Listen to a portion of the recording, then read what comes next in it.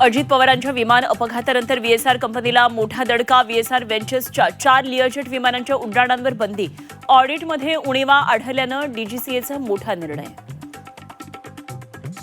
मुख्यमंत्र्यांच्या वर्षा निवासस्थानी भाजपच्या कोर कमिटीची काल रात्री उशिरा बैठक. राज्यसभा उमेदवारी आणि नव्या घोषित कार्यकारिणी संदर्भात बैठकीत चर्चा.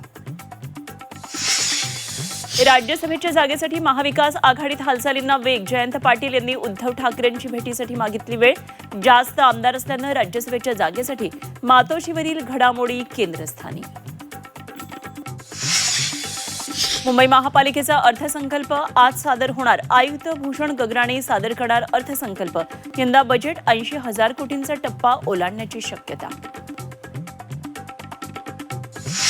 राज्यभरात अनेक ठिकाणी अवकाळी पावसाचा फटका. मराठवाड्यामध्ये फळबागांचं मोठं नुकसान.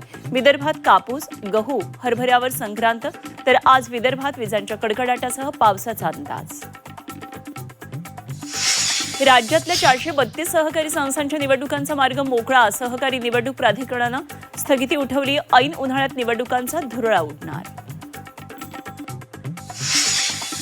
दुधाच्या दरात प्रति लिटर 2 रुपयांची वाढ. 1 मार्चपासून दरवाढ लागू होणार. तर दूध खरेदी दरामध्ये 4 रुपयांची वाढ.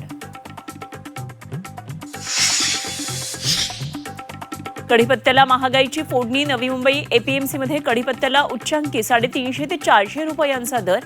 बाजारात तुटवडा असल्यानं थेट आंध्र प्रदेशातून आवक.